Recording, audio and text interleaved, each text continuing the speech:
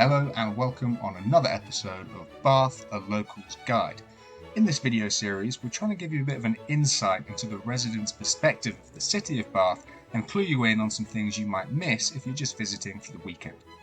This episode, we're looking at Little Salisbury Hill, a walking loop which starts in the city centre, takes you to this viewpoint and then ends back in the centre again. The length of the walk is 6.9 miles. Incline can be steep at times and the terrain is good, but you will need a decent level of fitness to complete this walk.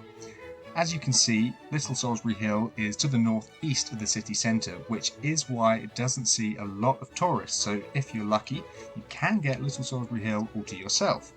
The walk begins here at the Holborn Museum, which is fairly central to the city of Bath. So on a map you can see the centre of Bath here, and all you need to do is head east over the famous Pontney Bridge and straight along to the Holborn Museum. You can pass through the Sydney Gardens where you reach the canal, where you'll then turn left and simply follow the towpath all the way along to the village of Bathampton. Along the way you'll be treated to some spectacular views over the city of Bath to your left, and you can see the canal boats as they come up and down the canal as they head to and from Bath. Eventually you'll reach Bathampton, and in particular you'll reach the George Inn, and this is your clue to leave the canal. This is the canal where you come from here, and after you finish with your pint you can head out onto the road, continue the walk to the second pub, the Bathampton Mill. The Bathampton Mill has a great beer garden and is a nice place to stop with a view of the Wear behind you. As you can see, they do sell Guinness, and a bit of a detour here you can head to the bridge. From the bridge you can get a nice view both ways along the River Avon. Here you can see the path we'll be taking, and to the other side is the Wear. So in this particular case we'll be continuing the walk along this path, and the countryside really opens up at this point in time. You can walk along here until you reach Bath Easton, where you again cross the river and come back onto the road. Google Maps will show you kind of coming back on yourself, but there's actually some stairs you can walk at which takes you up towards our next left, Salisbury Lane.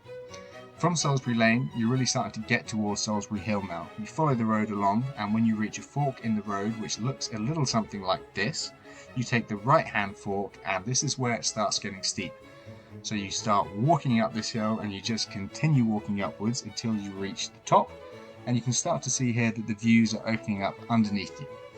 You'll see this gate and you simply walk through and it will take you to the top with some views like this.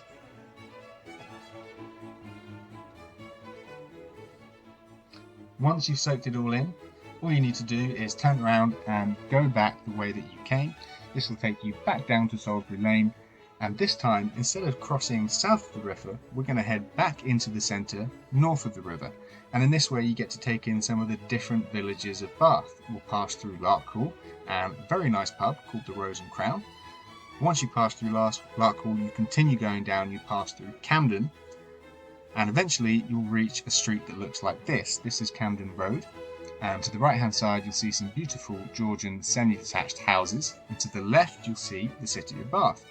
Eventually you'll see the tops of some trees, and that tells you that you've reached Hedgemead Park. Hedgemead Park is a very nice place to stop. It's beautiful landscape gardens and you can see the tops of the buildings through the trees, and it's a great place to stop for a picnic. And this really is the end of the walk. You're back towards the centre of the city, and within a few minutes you can head towards the circus or the Crescent, so it's really up to you where you want to go at this point in time. That brings us to the end of the walk. I hope that's been useful. If you have any questions or comments, please put them in the comment section below. And if you like the video, please like and subscribe for more content. Thank you, and see you next time.